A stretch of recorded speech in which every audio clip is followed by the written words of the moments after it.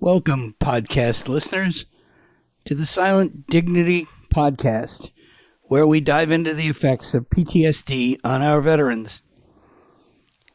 As a mission, we seek to honor our vets, bring awareness to the plight of many of them that suffer in silence. We believe strongly that no one should have to fight PTSD alone in silence. Our focus is apolitical. Our only interest is in getting help for the men and women that suffer. We will explore both the toll of service and the long road to recovery. To facilitate that goal, we constantly will focus on how to recognize our service people and the sacrifices that they have made, and to steer those who suffer to places where they may find help and solace. We find that in many cases it is therapeutic for sufferers to open up and tell their stories. Veterans' stories matter. You will hear the unfiltered, raw essence of our veterans' service as only they can tell it. You may have stumbled upon our podcast this time, but it is our sincere hope that you will return to listen to a series of presentations that will cast new light on this terrible disease. Please subscribe and bookmark us so that you don't miss a single episode of Silent Dignity. I am Buzzsaw, your host on this journey. I am a vet and served in the Coast Guard from 1969 to 1973. As one of the first of my interviews, I am lucky to have Nathan Parker here today. It was an amazing coincidence that just as I became involved in the Silent Dignity documentary, that I was introduced to Nathan. Let me give you just a little background, and then I'll let him fill in the details. He is well suited to give us his insights into PTSD, and because of that, his comments and opinions will be much appreciated, I'm sure. Nathan is an ex-Marine, although the saying is that no one is ever an ex-Marine, and a combat veteran. He holds a master's degree in social work and has been involved as such for several years since his separation from the Corps. I came across him because he has been running a veteran support group out of St. Andrew's Episcopal Church in Walden, New York for some time. His expertise, therefore, comes from the fact that he can see the issue from both sides.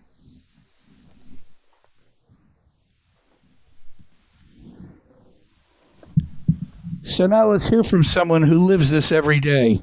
Hello, Nathan, and welcome to the Silent Dignity Podcast. Hi, thanks for having me. You're welcome. We're glad to have you here.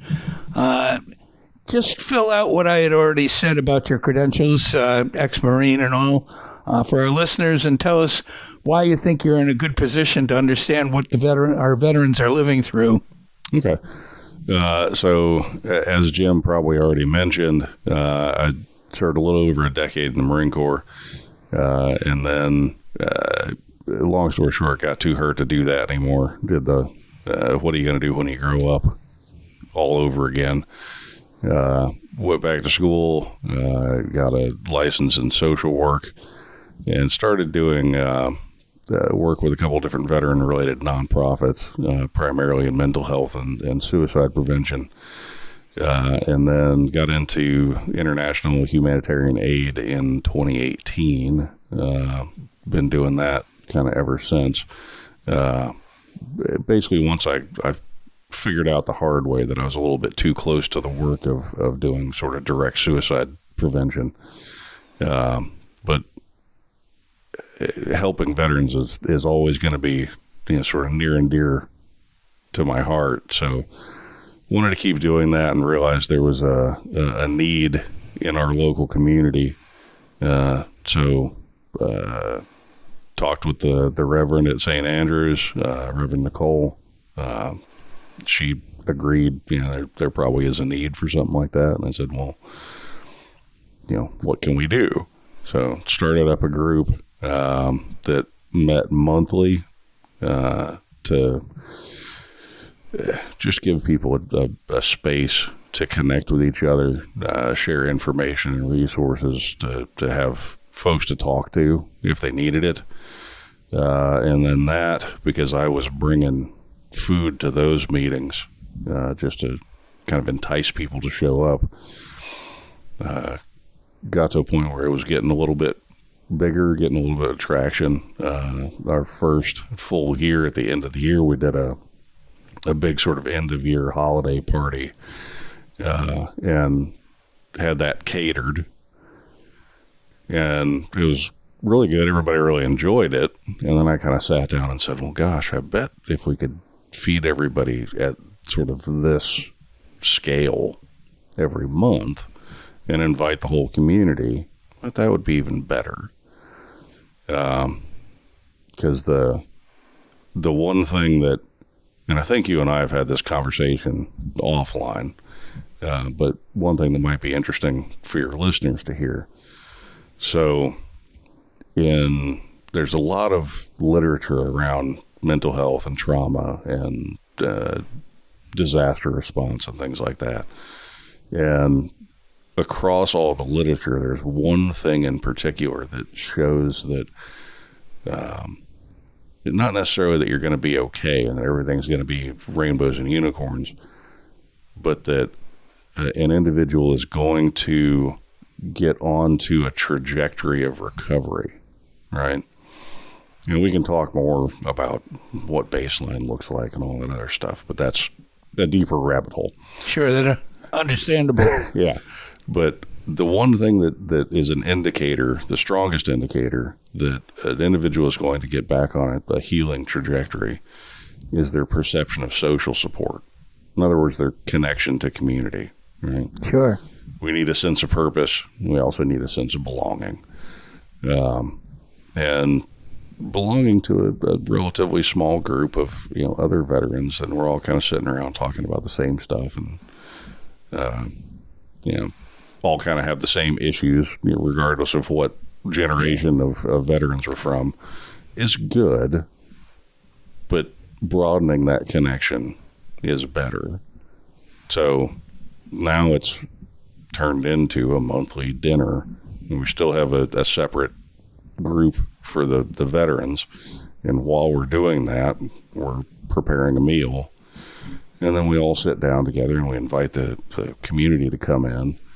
Yeah, I think that's one of the interesting things is that not only do you have the vets, but also anybody that might be supporting them, and other people just from the general public, a chance to actually meet some of these people that have served. And, while it helps to commiserate with those that you've been with, I think it's also a big benefit to have other, outsiders there that may not necessarily entirely agree. I know with Silent Dignity, we've shown the documentary to people, and the reaction is, from one end of the scale to the other, what kind of feedback that you get. So it's kind of interesting in that respect. I'm sure you're aware of other groups that meet in the area, but I think that's one of the things that makes your group a little different, and that you're inviting a lot of other people there, not just the vets themselves. Right. So I think that's an excellent thing, but. Going back to your service, just give us an example of a situation or maybe your toughest experience that you were involved in that was something that you had trouble getting through. Oh gosh, there's a lot to choose from. Probably the most difficult thing ultimately was actually going through the separation process. And I think you and I talked about this a little bit, again, a separate conversation, but so many things happen to us that are ultimately sort of difficult to live with. And from my own experience, from other people's experience, there are things that are intellectually reconcilable. You can hear back from your chain of command. You can hear back from, your fellow Marines, sailors, soldiers, airmen, whatever, that, you did the right thing. You followed the rules of engagement. You did whatever you were supposed to do. But it doesn't necessarily make it feel better, doesn't necessarily make it easier to live with. But for me, probably the most difficult thing was the knowing that I wasn't going to be able to get back on full duty. And then spending time, I was in the hospital for about 2 years. Again, deep rabbit hole. We can go down that some other day. But then the thing that I think the military does a very good job of preparing you for what it is that you need to do. But they don't really spend any time. Everybody goes through, SEPs and TAPs, but SEPs and TAPs hasn't changed much. My dad was Navy. His dad served. Since they instituted SEPs and TAPs, they've updated a couple of things, maybe added a couple of brochures, but it hasn't really changed much, and they don't really do much of anything to prepare you for leaving. And the biggest thing, and the thing that I think most people don't necessarily think about until it's way too late, is the fact that whether you really like the people that you're serving with or not, that's your support network. We don't necessarily like everybody in our family either, right? We don't. Sure. Not everybody has a great relationship, but that's your family. After spending 10 years in the service. Yeah. Even if you just did 4 years. Yeah. You've spent every day. This isn't, like a regular job. You go in 9 to 5, you go home and spend time. You spend the other 2/3 of the day with your friends. You're with these people 24 hours a day for 4 years minimum, unless you get hurt or whatever before that. Sure. And then you leave. And the day that you leave, your entire social network goes away. And some people are lucky enough to have a hometown that they're going back to. That's where they grew up. They spent 18 years there, 4 years away. They come back and all the same people are there and they kind of slot back in, right? Not everybody's that lucky. Not everybody had a great place to go home to, right? But whatever your situation is, the bottom line is the social support network that you've been depending on for at least that time that you were in the service is now gone. And you're trying to reconnect, usually on your own, with the rest of the world. And that's not an easy process, especially because if you've got 20 years or 30 years, or even if, the plan was I'm going to serve 4 years and I'm going to go do this, you've kind of got time to prepare for it, right? When it's sudden, when it's an injury or whatever, there's no prep work for that. And you're just kind of a Marine one day and a civilian the next. Thrown into it. Yeah, and then it's, now what do I do? Yeah, and if you're hurt, it could be a lot more than just you get out of the service and go find a job. If you're in a wheelchair or lost limbs, many more vets today live through the situation than say in World War II because we got them to care a lot faster. Yep. But because of that, you have a lot more vets that are out that are amputees. And you also have I'll just speak from my own experience. I know anecdotally there's plenty of other examples of this, but I'll just speak from my own experience. The military also has a tendency to once they've made the determination that you're not going to be able to return to full duty, they'll do whatever they need to get you stabilized. Mm-hmm. Like if there's surgeries that they need to do, because you're not going to be functional otherwise, they'll do that. Mm-hmm. But then even if they know there's additional surgeries that you're going to need, like, well, you're stable. You can get that done at the VA. Go back. Yeah. So, toodaloo. Yeah. And that was my experience was, again, 2 years in the hospital, and I still needed 2 more surgeries after that. Mm-hmm. So that was an additional year where at 31, I'm moving back in with my parents. Mm-hmm. Because for about another year, I'm not going to be physically able to take care of myself, which is less than fun. Yeah, definitely. Well, it's a shot to your self-esteem. Yeah, I'm sure. And in fairness, it was a good motivator, to get me through physical therapy and everything as rapidly as I could, so that I could sort of get back on with my life. Do you think a lot of people just give up? I do, and I don't think it's actually designed this way, but I understand where the sentiment comes from because I've heard a lot of times from other veterans, the system is set up deliberately to be frustrating so that they don't have to give us what they owe us, basically, and that they're counting on you to get discouraged with the process. And do I think 30% is a high enough rating? No. But do I want to go through another 6 months or 6 years of this process to try to fight it and get a higher rating? Is it worth it? Probably not. So they just let it go.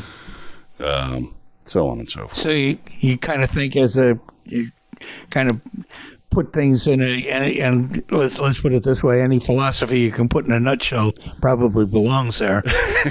Yeah, generally speaking, but to kind of put it more succinctly, I think what you're saying is that you're out on the battlefield, you get hurt, they bring you in, patch you up, give you a medal, and send you home. And does the VA do any kind of a follow-up on, or are you expected to get into their system and no, it's pretty much on you. Yeah. And speaking purely from my own experience, having gone through, so I was in the hospital in Virginia. One mistake I made in my youth, when they medevaced me originally, I was in Balboa Hospital in California. Very nice place. I requested to be moved back to the East Coast once I realized, I need spinal surgery. Can you move me to the East Coast so I can be closer to family? Shouldn't have done that. Hospital in Balboa was much nicer. Southern California is. Where did you wind up then? Portsmouth. They were, at the time I was there, they were in the process of renovating Bethesda Walter Reed, so they didn't have any bed spaces. Yeah.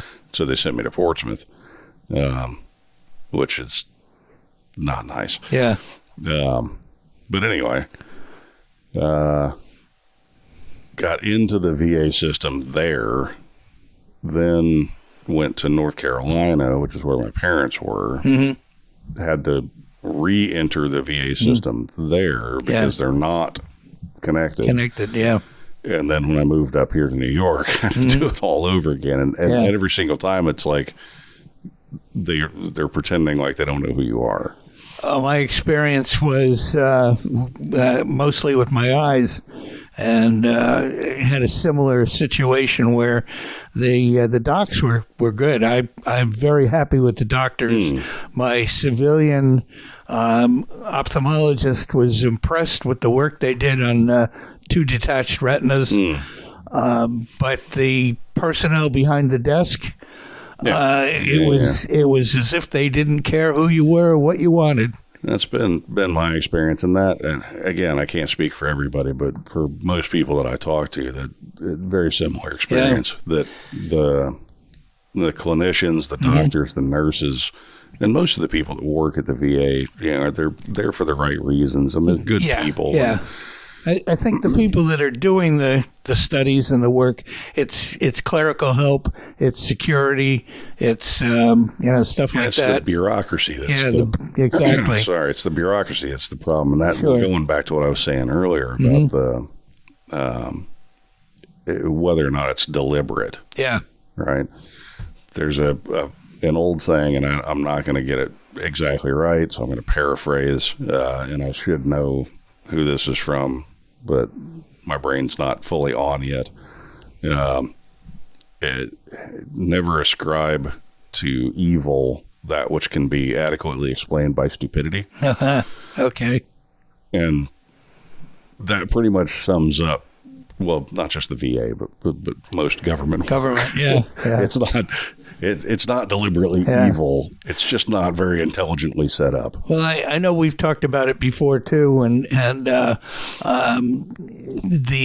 questionnaire that the VA uses to determine, and of course most of our focus is PTSD, but let's face it, many, if not most of the veterans that are wounded are suffering from PTSD as well as people that weren't. So the questionnaire was 25 questions, and to me it seemed as though you had a bunch of multiple choice questions. How many times do you wake up in a night sweat and stuff like that? Where we put together some questions that were more open-ended to get people to open up and talk. Do you think the VA is, they're trying to quantify things, and an open-ended question doesn't do that? So what's from your experience as a sociologist, what do you think is your the best solution? Is there maybe a combination or what? So, trying to think of a nice way to say this. You gear a questionnaire, you gear anything towards the treatment modality that you're trying to use, right? And it's not just the VA. It's not just mental health, although it's particularly true of the VA and of mental health in general. But it's kind of broadly true of Western medicine, period, that the focus is on symptom mitigation. It's not on what's the root of the problem and how do we address that. So let me understand then. What you're saying is that they're more interested in treating symptoms rather than looking for a cure? Correct. Which, the easiest way to summarize that is, again, we could sit here all day, but if you go into any VA clinic right now and say, okay, I'd like to talk to a mental health professional about, this, that, and the other. They're going to sit you down. They're going to give you this questionnaire, and they're going to ask you a couple more questions, right, to get a little bit more clarification around that. And one of the questions on the questionnaire is going to be, sleepless nights, right? Do you have trouble falling asleep, staying asleep, yada, yada, yada. They're going to hone in on that first. And they're going to recommend a course of CBTI, which is Cognitive Behavioral Therapy for Insomnia. They're going to recommend you keep a sleep journal. They're going to recommend all these things, blah, blah, blah. And they're going to say, in a very sort of sage and knowing way, and it's because they've been trained to do this, right? We need to focus on getting your sleep patterns better so you can get better rest. That'll kind of help bring the symptoms down, but that'll also get you in a better state of mind to do some of this additional work, right? And don't get me wrong, that's not entirely wrong-headed approach, right? Getting somebody in a better state of mind, especially if they're very obviously in sleep deficit, can be helpful. But I would make the argument that if you treat the source of their issue, right, the nightmares that are keeping them up, or whatever it is that's actually causing the insomnia, the insomnia will go away on its own. Because the insomnia is a secondary. The insomnia again is a symptom rather than and it's an indicator. We can go through Sure. just a whole laundry list of all the whys and wherefores, but the sort of nutshell way to describe this is if you went into a different kind of doctor and you had a broken leg, and you walk in and the doctor says, all right, so why are you here? And you say, well, my leg's broken. You say, well, yeah, what are your symptoms? Yeah. Well, it hurts a lot, and it's bent at a funny angle. Okay. And I'm having trouble walking and blah, blah, blah. List of symptoms, right? And then he says, all right, so here's what we're going to do. We're not going to take any x-rays. We're not going to send you for surgery. What we're going to do, I'm going to give you some pain medication for the pain. I'm going to give you a cane or some other kind of implement to help you walk. I'm going to give you a brace that'll help straighten it out a little bit. And then I want you to come back in 6 weeks and we'll talk again and see how your symptoms are doing. And I know that sounds insane. Yeah. Because it is. Yeah. On the other hand, of course, a broken the analogy is definite. There's no question. But of course, a broken leg is pretty obvious. That you would think in today's medicine, right? Where the PTSD, do you think it's much harder to diagnose? This is and is there a cure? I mean, because it's do we cure other psychosis that people suffer, or do we give them drugs and hope it doesn't manifest itself in something more dangerous than it already has? Gosh, that's a big question. Rabbit hole. Sorry, but no, that's a really good question though. So I think you're right that with a lot of other mental health related issues, the tendency, particularly in the West, is to medicate it. That's starting to shift. We're starting to see more acceptance of, talk therapy, as much as that's kind of poo-pooed, right? But even other kinds of therapy, group therapy, art therapy, things like that, that are equally, if not more, helpful. And we're starting to see greater acceptance of that, right? And I'll come back to that in a second, but I want to kind of answer the rest of your question. Is there a cure, right? Depends on who you ask. A few years back, I guess it's been 10 years or so now, but you get older, 10 years doesn't seem like that a long time. No kidding. There was an anesthesiologist, I want to say in Chicago, came up with what he said was a cure for PTSD. Okay. And it's a stellate ganglion block. It's basically injecting anesthetic into the nerve cluster at the base of your skull. Yeah, like a spinal block. Yeah. So, it targeted in such a way that it's curbing your emotions, right? And are there cases where somebody is so emotionally unstable where I think that might be a viable alternative because they're just not functional as a human being in their current state? Maybe. Like, I could see the argument on a temporary basis.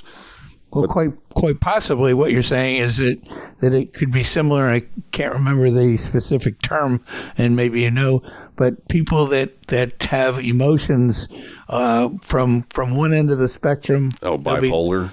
Well, it's a bulbar something emotional response. Oh, And so yeah, 1 minute yeah, they'll be laughing, hilariously. The next second they're crying. Manic. It is, but it's uncontrollable. It's actually Pseudo bulbar affect. part of part of that same situation that you're talking about. And again, I think they've experimented with these blocks. Yeah, and the trick there, though, is that, and again, this is why I stress that, like, if it's so pronounced that they're, danger to themselves or others, they're just not functional, I could see maybe making the argument for it. But it's not a targeted thing. I mean, it is targeted. They're targeting the nerve cluster, and they're not, leaving you paralyzed. Yeah. Right? Oh, yeah. But it's not targeted to only the emotions that you're not happy about. No, of course. Right. It's going to affect everything. It's essentially leaving them with flat affect. Yeah. So, yes, they don't have outbursts of rage or depression or, whatever. But they also don't have, increased happiness. Yeah. Joy. Yeah. All the things that you live life for. Oh, somebody cut you off in traffic. You're not losing your mind. Yeah. But when it's your kid's birthday, you're also just kind of sitting there like, oh, that's nice. So it's not great. But generally speaking, there's not a cure per se. Okay? Is my personal and professional opinion. It's not that there's not a cure because we just haven't found it yet. Yeah. It's not something that there's ever going to be a cure for because it's a profoundly social injury. And when you talk about post-traumatic stress, it's very difficult to not also talk about moral injury. Mm-hmm. And you can have post-traumatic stress from lots of other things. You can have post-traumatic stress from a car crash. Sure. Right? A trauma happened to you, and after that you develop. Right. Right? But especially in combat-related scenarios and law enforcement, military-related scenarios, you really kind of have to talk about moral injury. And one of the interesting things about moral injury is that it's not a new – people think about it as it's a new term, right? It's not. It's written about ages and ages ago. The first time it was ever actually mentioned was in a book about nursing. And I forget exactly how it was phrased at the time, but it was the result of nurses being asked to do things because it was the hospital's policy, but that they knew were not morally correct, right? And that obviously the definition has changed over time. Sure. Right? But the humans have had a repair cycle socially for as long as there have been humans. Right? Of course. Society demands that people get along one way or another. Yeah, and because horrible things have happened for the entirety of human existence. Dinosaur ate my brother. Well, not dinosaurs, but you don't know how old I am. Yeah. So, well, I mean, think about this, right? So, getting into the cure thing is really at least in my opinion, a question of how you define what post-traumatic stress actually is. Okay, in recent years, there's been a call for dropping the D off the end, not calling it a disorder anymore. Yeah. And I'm of two minds about that. But what would they replace that? Nothing. Just call it post-traumatic stress. Okay. So here's the rationale, and I don't totally disagree with this. Right. So, what is post-traumatic stress in essence? Okay. It's a way of learning. Okay. So go back to your example. Let's say there's a group of prehistoric humans walking through a forest, and it's a forest they've never been to before. And maybe there's a funny smell, and they see some weird scratches on a tree. Maybe there's a couple other signs. Maybe they find a big pile of dung somewhere, right? And they don't recognize any of this stuff. Then all of a sudden, a giant bear comes out and eats one of their friends. Right? That's a pretty horrible experience. Going to leave a mark. Right? Yeah. They've never seen this kind of bear before. Maybe they've never seen bears at all. At all. Right? So, they're probably going to have nightmares. But again, what are your dreams? Your dreams, it's your brain's way of organizing stuff and helping you remember things that happen throughout the day, right? It's your brain sort of making sense of things. Something horrible happens, especially a novel source of threat. Your brain is very highly evolved to protect you. Yeah. It wants to make sure you remember that next time. So the next time you see that, smell that weird smell, and that's why there's so many things from, again, regardless of what the source of the trauma is, whether it's a car crash, a rape victim, combat, whatever, there's weird little things, right? There's a story of one of the firefighters who survived 9/11 because he was still out on the street. Can't go around pretzels. Because the section of street he was at, there were a bunch of pretzel vendors out on the street, and every time he smells warm pretzel, he's reminded of the tower collapsing with his guys inside. One of the police officers that was one of the first on the scene at the Sandy Hook school shooting can't deal with pizza because it was pizza day in the school. So now he associates the smell of pizza it's with involuntary. the scene inside Sandy Hook Elementary. The smells, the sounds, the stuff that you maybe didn't even notice at the time. And we say, well, okay, that's triggering. Right, there's a reason for that. It's your brain trying to help you remember this thing that might kill you. And rationalize. Yeah. Because everything's rooted in survival. Everything. Yeah, since right? Evolution. Because if you don't remember the thing, then you're going to walk back in the forest and the bear's going to jump out and you're going to go, oh, is that Fluffy? Is it my friend? Oh, crap, it's eating me. And that's not evolutionarily helpful. No. Right? So there's not necessarily intended to be, like if you could cure it, you would also basically delete that evolutionary mechanism, which would not necessarily be a good thing. And I'm making air quotes like people on the radio can see me, but if you want to cure it... Soon we'll have video, I hope. The cure... That might not be good either, but... is social. Yes. Right? And the people getting together as a community. And you tell stories. And you pass that on as a tradition. And that becomes kind of a, again, oral tradition, sometimes a play acting kind of thing where it's like, okay, scratches, weird smell, bear, bad, right? And we've kind of lost touch with technology. Community. We don't do that. We don't do what we do, but we do it in weird ways. And we don't do it in very kind of meaningful ways, deliberate ways that ultimately serve as, again, not a cure in the sense of here's a pill, it'll make it all better. It'll make it better. Nothing's ever going to make it better. Nothing's ever going to take, and there's another really brilliant guy, and I should give attribution where I can, but I don't honestly remember the guy's name. But it says it in a way that I really respect. He said, all right, let's say your life is a glass of water.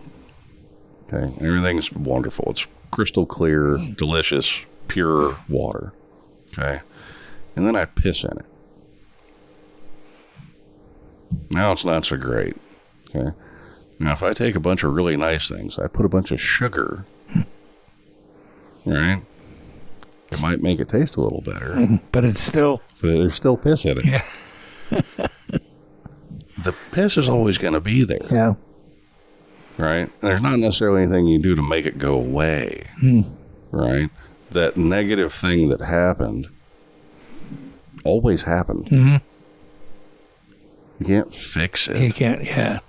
But you can. But hopefully you can cover it up, I guess. But you can support it. Going back to my broken leg analogy. Yeah. If you do what you'd actually need to do to support a broken leg, it'll heal. The injury's always going to have happened. Yeah. It's probably going to hurt when it rains. Yeah. Right? Yeah. Well, if you haven't set the brake properly, and it's going to be even worse. Sometimes you heal great, and there's hardly a scar, and you hardly even remember that you broke it. But sometimes it's not so great. Yeah. You know, the weather turns cold and everything aches a little bit, yada, yada, yada. But you move on and you live with it, and you're able to live with it if you take care of it correctly. If you take care of, post-traumatic stress, moral injury, things like that, and by take care of, I mean treat it in a very social way. Yeah. It becomes more bearable, and you can heal from it. And I think that's the major direction then of the group that you run. Yes, sir. Exactly. And that's I had wondered how that would be much of a help, except that you'd be able to identify different people that have a problem, but from what you're saying, it sounds like you're on the right road. The social aspect of it is that's the medicine. Oh, that's beautiful.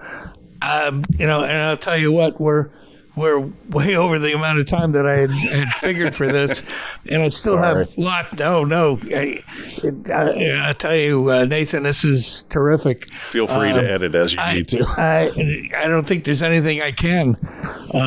The thing is that there's so many more questions that I have, and there's so much knowledge. Well, what I'm kind of thinking we'll probably do is, why don't we get together again? And I think there's probably going to be demand for it, and we'll continue where we left off. At this point, do me a favor, give me the specifics of when and where you meet, and when I do a static sheet, we'll try to put that on there as well. Okay. But tell me, where's the church and when? And yeah, so it's St. Andrew's Church in the church hall, which is behind the church itself in Walden. It's 15 Walnut Avenue in Walden, New York. We meet the last Saturday of almost every month, and the meeting for veterans is at 4. And then dinner is served at 5 p.m. And I go back to what I said a second ago. It's almost every month. We meet the last Saturday. There are a few months that are different. So in May, we meet the Saturday that's closest to Memorial Day, which isn't always the last Saturday. November, we meet the Saturday closest to Veterans Day, which this year, if I'm not mistaken, is the 8th. And then we meet the first Saturday of December. And so November and December, it's earlier in the month because the end of November, end of December, it gets crazy. People have other things to do, and I'd genuinely rather them be with family and friends than sitting with me. But I don't know. I find it very enjoyable myself. But I understand. Thanks, Jim. That's okay. But yeah, every other month it's the last Saturday, but those 3 are the ones that are the outliers. Well, that's really terrific because you donate your time, you don't expect anything in return. I think it's probably quite rewarding, at least to hear people. And I know I found out about your group by accident, but it's been really nice in a couple of months that I've been there to interact with some of the members and have a chance to talk to people. And I think it's great work that you're doing, and I hope you can keep it up. So well, I appreciate you saying that, Jim. And that you touched on something else that I think your listeners might also like to know, which is that there is no fee. This isn't, you're not joining a club. There's no membership. There's no dues. You don't have to pay for the food. You don't have to pay for my time. It's 100% free. Sure. Show up and open to the entire community. The meeting is closed. The 4:00 is closed for veterans. I have and will continue to make exceptions if folks want to bring their wife, their kids, their whatever, because that would be against the spirit of what we're trying to do, to tell them, no, come by yourself and then they can come later. We want it to be bringing people together, not separating people out. But there's always an opportunity for folks, if they need to talk about or want to talk about something more privately, there is a space for that as well. But then the dinner itself is open to the entire community. So anybody, whether you're a veteran or not, and even if you're, like you were saying earlier, if you're one of the people that doesn't necessarily, you're not the flag waving type, that doesn't matter. It's open to anybody and everybody. Yeah, as you are, we are about the people that have the problem, not what caused it or anything to do with that. Yeah. What we're interested in is saving lives. There are too many vets that are out on the street that are suffering, and so our organization is called Silent Dignity because nobody should have to suffer in silence. Agreed. And Agreed. So again, Nathan, I really appreciate your time today. I think I definitely have to have you back. I knew that was going to happen. Thanks for having me. Oh, absolutely. It's been terrific. And I'm looking forward to the next meeting. So sounds good. All right. You take care, and we'll talk to you. Well, wasn't that a great interview with Nathan? I hope everybody has kept up right to the end, because I think there's plenty there to talk about, and I've asked him to return at a later date. In fact, maybe we can make it a running segment. So I look forward to that. In the meantime, to help us continue to provide content like the preceding, please make out your tax-deductible check to Falmouth Together We Can Incorporated. The EIN is 043296466, and you can earmark it for Wayne Soares, SOARES, Silent Dignity. The website is falmouthtogetherwecan.org, and mail it to FTWC, P.O. Box 303, Falmouth, Massachusetts, 02540. Attention, Sandy Cuny, CUNY. Wayne's website is veterans-spotlight.com. And also, don't forget to go to silentdignity.us. There's plenty of content there for you also. So thanks again for tuning in, listening, and hope to see you again soon.